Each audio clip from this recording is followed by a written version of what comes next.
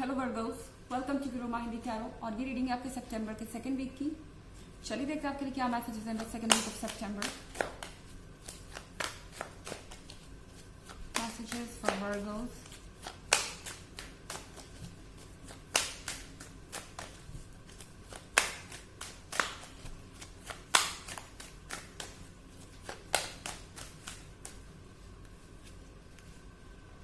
The moon,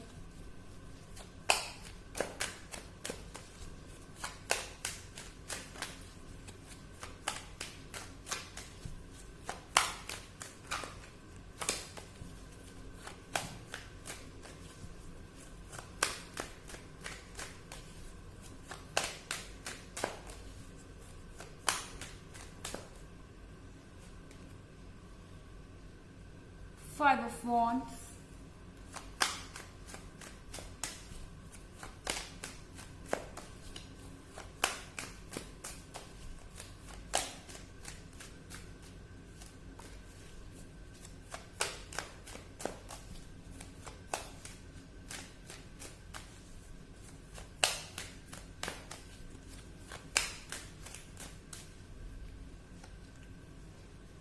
Three of Pentacles,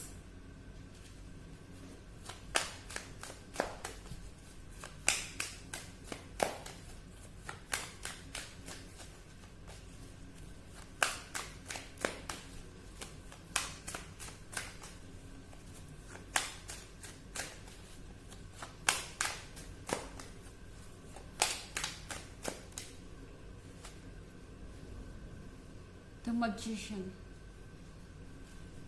okay, Virgo five of wands के साथ I think आपको बहुत सारे ऑब्स्टेकल्स से डील करना पड़ सकता है इस वीक में, क्योंकि द मून के साथ यहाँ बहुत सारे ऐसे लोग हो सकते हैं आपके आसपास जो नहीं चाहते कि ये रिलेशनशिप कामयाब हो या आप इस रिलेशनशिप में रहें। ये आपके फैमिली मेंबर्स हो सकते हैं, ये आपके पर्सन के फैमिली मेंबर्स हो सकते हैं।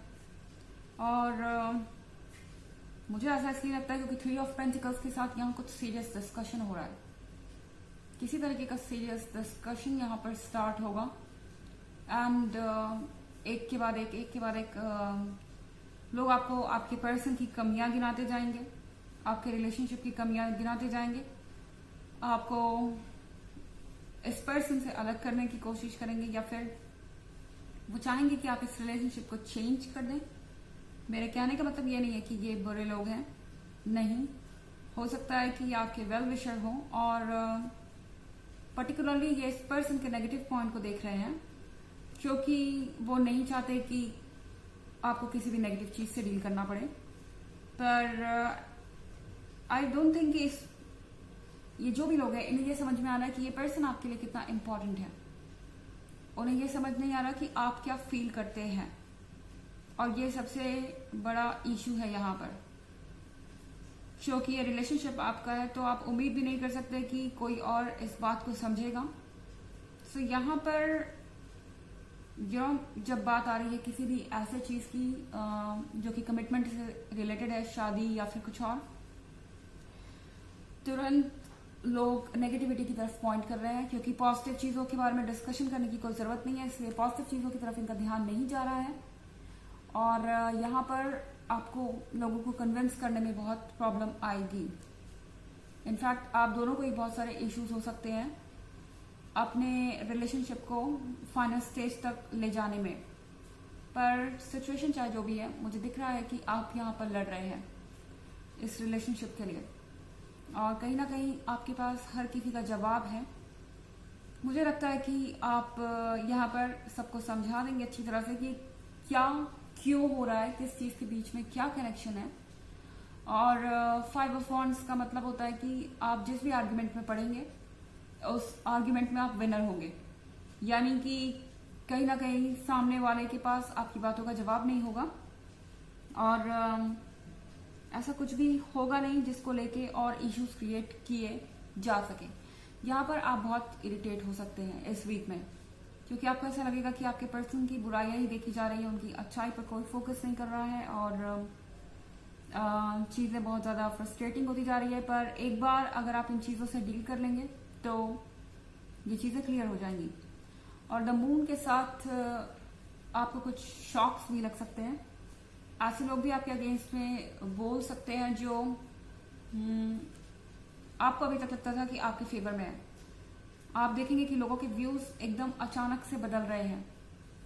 शायद ये कुछ ऐसे लोग हैं जो अपने आप को आपका फ्रेंड प्रिटेंड करते थे, या फिर उन्हें लगता था कि ये सारी चीजें तो ओवर हो ही जाएंगी, इसमें ज्यादा परेशान होने की जरूरत नहीं है।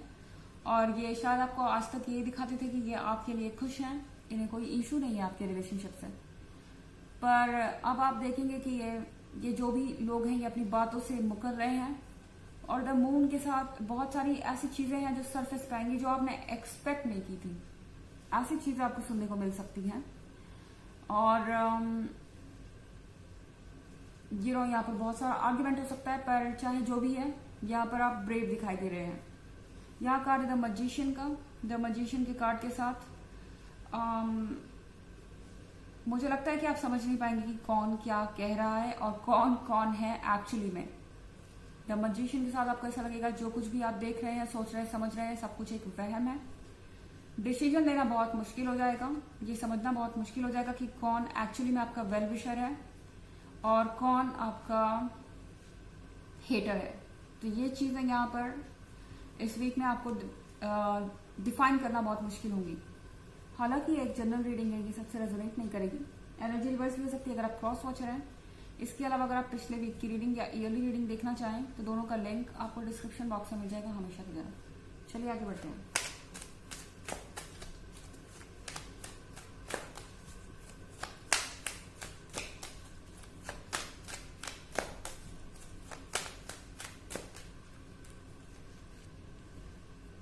Ten of Swords,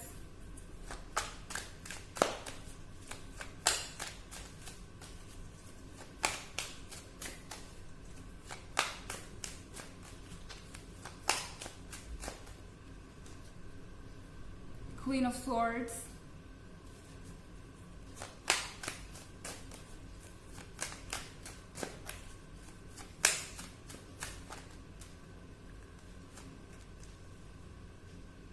the Hierophant,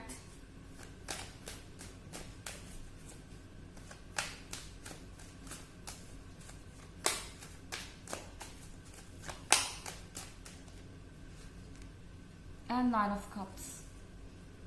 ten of swords के साथ आपको लगेगा कि आपकी बात कोई समझ नहीं रहा, आप अकेले पड़ गए हैं और आप इस लड़ाई को अकेले लड़ रहे हैं। क्वीन ऑफ सोर्ड्स के साथ आप फ्रस्ट्रेट हो सकते हैं कि आखिर दूसरों का इतना कंट्रोल क्यों है आपके लाइफ पर। क्वीन ऑफ सोर्ड्स बहुत बिटर है, बहुत फ्रस्ट्रेटेड है, पर ये जो कुछ भी हो रहा है ये टेम्प्रोरी है पहली बात तो, जो कि यहाँ नाइन ऑफ कप्स आपका वेट कर रहा है। तो इससे कुछ अच्छा ही निकल के आएगा, पर फिलहाल आपके लिए लड़ना जरूरी है। फिलहाल इन प्रॉब्लम्स को दूर करना जरूरी है। ये ऐसा ही है कि एक बार अपनी सारी प्रॉब्लम फिक्स कर लें तो आपके लिए रास्ता स्मूथ हो जाएगा। तो ये भी भले ही फ्रस्ट्रेटिंग हो लेकिन इसका रिजल्ट अच्छा होगा। और यहाँ द हायरोफेंट का कार्ड है। हायरोफेंट के कार्ड के साथ आप पहले से ज्यादा वाइज हो जाएंगे, पहले से ज्यादा समझदार हो जाएंगे। आपको समझ में आएगा कि आपको अपनी लाइफ में कौन चाहिए, कौन नहीं, किसकी क्या जगह है और किसका क्या सच है। सो हायरोफेंट आपके लिए बहुत सारी विजडम लेके आ रहा है जो कि आपके बहुत काम आएगी फ्यूचर में। चलिए देखते हैं आपके लिए ऑरेकल मैसेज क्या है वर्गो।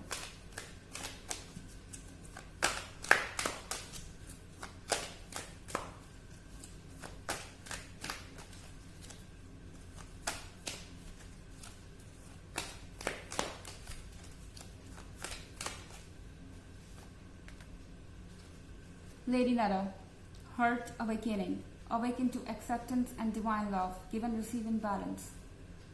आपको कहा जा रहा है कि आपको एक्सेप्ट करना है डिवाइन लव को। ओके, सो अगर आपको लगता है कि ये रिलेशनशिप इस लायक है कि आप इसके लिए लड़ना चाहते हैं तो डेफिनेटली आपको ये करना चाहिए। और अगर आपको लगता है कि ये रिलेशनशिप इस लायक नहीं है तो डिवाइन के लव को एक्सेप्ट कीजिए। डिवाइन लव से मेरा मतलब है यहाँ पर यूनिवर्स की तरफ से ऑफर किया हुआ लव, जो कि यूनिवर्स आपके साथ हमेशा खड़ा है। सो आपको परवाह करने की जरूरत नहीं है, चाहे आप जो भी चूज करें। Give and receive in balance, जितना आप दे रहे हैं उतना आपको मिलना भी चाहिए। हो सकता है कि आप अकेले इस रिलेशनशिप के लिए इतना फाइट कर रहे हो, ये भी ध्यान में रखना जरूरी है कि दूसरा पर्सन भी उतना ही इंटरेस्टेड हो। ओके, आपको ज्यादा देने की जरूरत नहीं है, ये आपकी एनर्जी को ड्रेन करेगा यूजलेसली। तो ये थी रीडिंग सेकेंड वीक ऑफ सितंबर की। आई होप आपको अच्छी लगी होगी। Thanks for watching. Till next video, bye.